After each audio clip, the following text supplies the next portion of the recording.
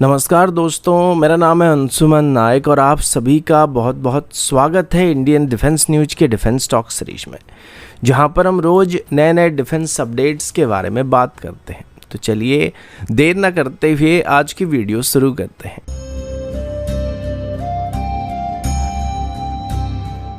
आज की पहली अपडेट फिलीपींस के सबमरीन डील को लेकर है।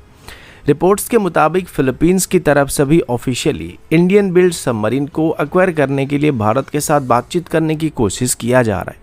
ये डील अगर हो जाती है या फाइनल हो जाता है तो Mazagon dock ship builder limited यानी कि MDL की तरफ से इसमें लीड रोल को प्ले किया जाने वाला है। मझगांव डॉक लिमिटेड की तरफ से पिछले कुछ सालों में कलवरी क्लास के सबमरीन को इंडियन नेवी के लिए मैन्युफैक्चर किया जा रहा है, जो कि स्कॉर्पियन क्लास की सबमरीन का इंडियन वेरिएंट है, जिसे फ्रांस की नेवल ग्रुप के साथ मिलकर अभी भारत में मैन्युफैक्चर किया जा रहा है। स्कॉर्पियन क्लास की सबमरीन के बारे में बात करें तो ये अपने स्टेल्थ, वर्सेटिलिटी और एडवांस कॉम्बैट सिस्टम के लिए जाने जाते हैं और इस वजह से इसको दुनिया भर के कई नेवीज की तरफ से इस्तेमाल किया जा रहा है। इस वजह से अभी फिलीपींस की तरफ से भी स्कॉर्पियन क्लास की सबमरीन को एक्वायर करने का प्लान किया जा रहा है, लेकिन वो डायरेक्टली फ्रांस के साथ इन सबमरीन को एक्वायर करने के लिए बातचीत नहीं कर रहे हैं, बल्कि भारत के साथ बातचीत करने की कोशिश कर रहे हैं। फिलीपींस का ये स्टेप डायरेक्टली चाइना के एग्रेसिवनेस को या मूव को काउंटर करने के लिए किया जा रहा है। भारत और फिलीपींस दोनों का इंडो पैसिफिक रीजन में कॉमन इंटरेस्ट है, जिसमें वो दोनों ही चाइना को काउंटर करने की कोशिश कर रहे हैं। और अगर ये डील हो जाता है तो फिलीपींस को एक reliable anti submarine warfare platform मिलने वाला है, जो कि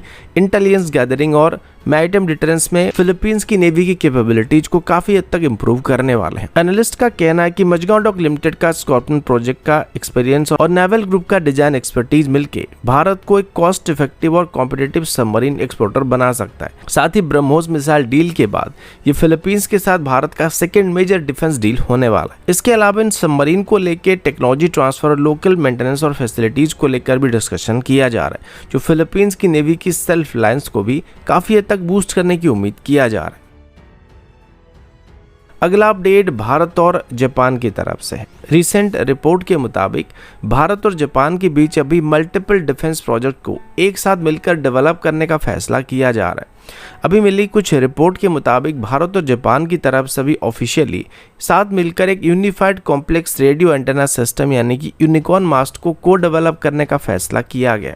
ये एक इंटीग्रेटेड कम्युनिकेशन सिस्टम होने वाला है, जो नेवल शिप्स की स्टेल्थ कैपेबिलिटीज को काफी हद तक एनहांस करने वाला है। ये कोलैबोरेशन 15 नवंबर 2024 को साइन किए गए मेमोरेंडम ऑफ इम्प्लीमेंटेशन या MOI का हिस्सा है और ये पहली बार है जब जापान की तरफ से भारत को मिलिट्री टेक्नोलॉजी को एक्सपोर्ट किया जाने वाला है। इस डील के पैरेलल में भारत की तरफ से भी जापान के सोर्यू क्लास सबमरीन की lithium ion battery propulsion technology में भी काफ़ी इंटरेस्ट दिखाने की बात सामने आई है।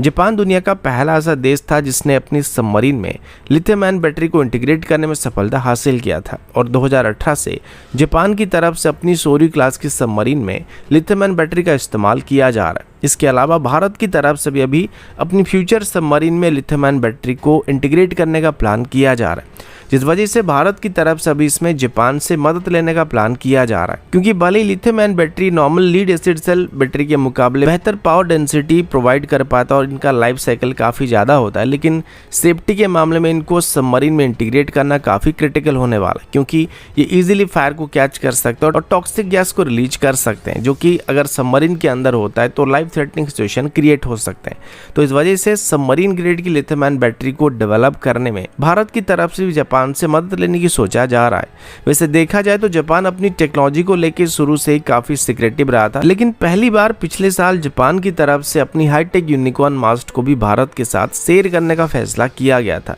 और अभी अगर जापान की तरफ से भारत के साथ अपनी लिथियम आयन बैटरी टेक्नोलॉजी को शेयर किया जाता है तो ये दूसरी बड़ी टेक्नोलॉजी होने वाली है जिसे भारत और जापान साथ मिलकर डेवलप करने वाले हैं। अगला अपडेट भारत और रशिया की तरफ से है। मीडिया रिपोर्ट्स के मुताबिक ये बात अभी लगभग कंफर्म हो चुका है कि सितंबर 2025 में रशिया के प्रेसिडेंट व्लादिमीर पुतिन भारत के गश्त पर आने वाले हैं और इस विजिट के दौरान भारत और रशिया अपने डिफेंस पार्टनरशिप को एक नए लेवल पर ले जाने के लिए कई बड़े डिफेंस डील को फाइनलाइज करने की उम्मीद किया जा रहा है। इस विजिट का सबसे हाई प्रोफाइल एलिमेंट Su-57E होने वाला है, जिससे रशिया की तरफ से भी भारत को लोकल मैन्युफैक्चरिंग ऑप्शन के साथ ऑफर किया जा रहा है। और ये डील एक ऐसे टाइम पर भारत को ऑफर किया जा रहा है जहां पर भारत अभी 50 से 60 के आसपास 5th जनरेशन फाइटर जेट को directly government to government deal के अंदर खरीदने की प्लानिंग कर रहा है। अभी इंडियन एयरफोर्स के पास बस 31 फाइटर स्क्वाड्रन मौजूद है, जबकि सैंक्शन स्ट्रेंथ हमारा 42 तक होना चाहिए। इसी वजह से अभी इंडियन एयरफोर्स की तरफ से इमरजेंसी बेसिस पर multi role combat aircraft tender और एडिशनल 60 के आसपास 5th जनरेशन फाइटर को directly government to government deal के अंदर अभी खरीदने का प्लान बनाया जा रहा है, जो कि इंडियन एयरफोर्स की घटती हुई स्क्वाड्रन स्ट्रेंथ को मेकअप करने के साथ साथ चाइना की J-20 और पाकिस्तान को जल्दी मिलने वाले J-35 को काउंटर करने में मदद करने वाले हैं।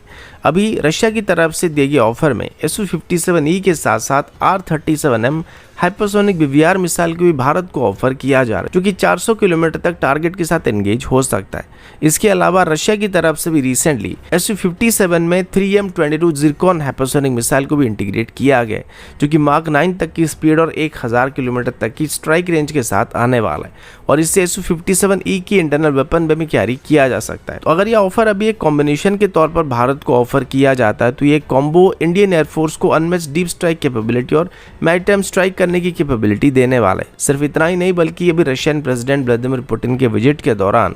Su-57E के साथ साथ एक पैकेज के तौर पर भारत को S-500 एयर डिफेंस सिस्टम को भी ऑफर करने की बात सामने आई है,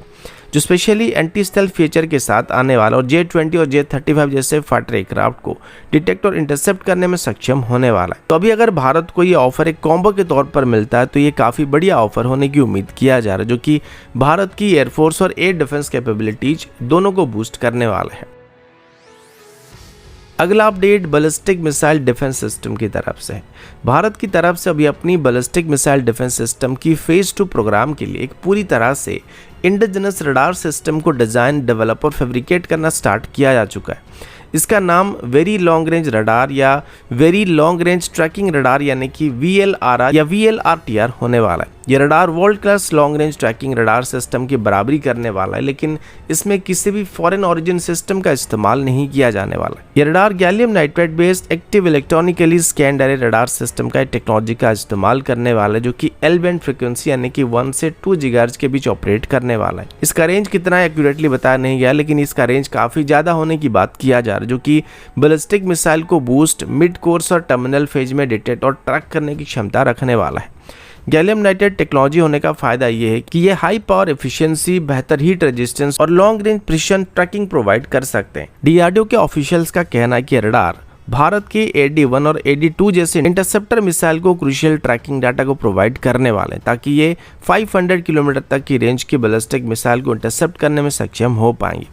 VLRR और VLRTR की कैपेबिलिटी सिर्फ बैलिस्टिक मिसाइल तक ही लिमिटेड नहीं होने वाला, हाइपरसोनिक वेपन्स और डिकॉय इक्विप्ड मिसाइल सिस्टम को डिटेक्ट करने में सक्षम होने वाला, जिस वजह से अगर दुश्मन हमारी एयर डिफेंस या मिसाइल डिफेंस को कंफ्यूज करने के लिए डिकॉयज को लॉन्च करता है, तो उनमें से डिकॉयज और असली मिसाइल को हम आसानी से पहचान पाएंगे और इफेक्टिवली उनको काउंटर करने के लिए काउंटर मेजर सिस्टम को लॉन्च कर पाएंगे। इसका ये ऐसा आर्किटेक्चर मल्टीपल टारगेट को एक साथ ट्रैक करने में सक्षम होने वाला है, जो मिसाइल सैल्वोज के खिलाफ काफी इफेक्टिव होने का दावा किया जा रहा है। डिफेंस एनालिस्ट के मुताबिक VLRR और VLRTR का परफॉर्मेंस यूनाइटेड स्टेट की थर्ड रडार सिस्टम या इजराइल की ग्रीन पैन रडार की बराबरी करने वाला है, लेकिन सबसे बड़ी बात यह है कि इसका पूरा कंट्रोल भारत के पास ही होने वाला है, जो हमको स्ट्रेटेजिक ऑटोनॉमी प्रोवाइड करने वाला है। साथ ही 2026 तक इस नई रडार सिस्टम को टेस्ट करना भी स्टार्ट किया जाने वाला है।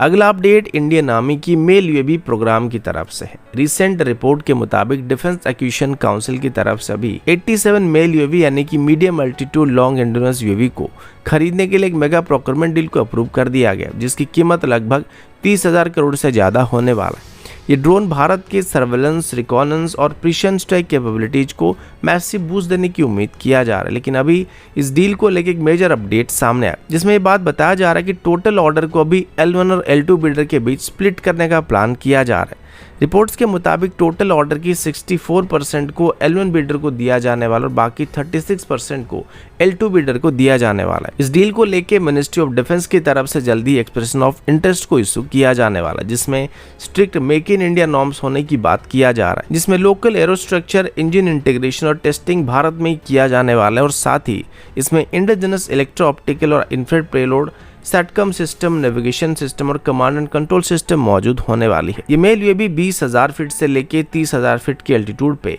लगातार 24 से 36 घंटे तक ऑपरेट करने में सक्षम होने वाले, जो कि बॉर्डर पे चाइनीज ओरिजिन CH-4 और विंग लॉन्ग 2 जैसे यूएवी के थ्रेट को टैकल करने में सक्षम होने वाला और क्रिटिकल कैपेबिलिटी को प्रोवाइड करने वाले। इन ड्रोन्स को किसी एक सर्विस में नहीं बल्कि अभी हमारी तीनों सर्विस में एक साथ इंटीग्रेट करने का प्लान किया जा रहा है, जिसमें सबसे ज़्यादा यूएवी अभी आर्मी के पास जाने की उम्मीद किया जा रहा है, क्योंकि आर्मी की तरफ से अब अपनी यूएवी फ्लीट में 2032 के आसपास 1900 से भी ज़्यादा यूएवी को शामिल करने का प्लान किया जा रहा है। तो दोस्तों अभी के लिए इतना ही, मिलता हूँ आपसे अगले वीडियो में, तब तक के लिए जय हिंद, वंदे मातरम।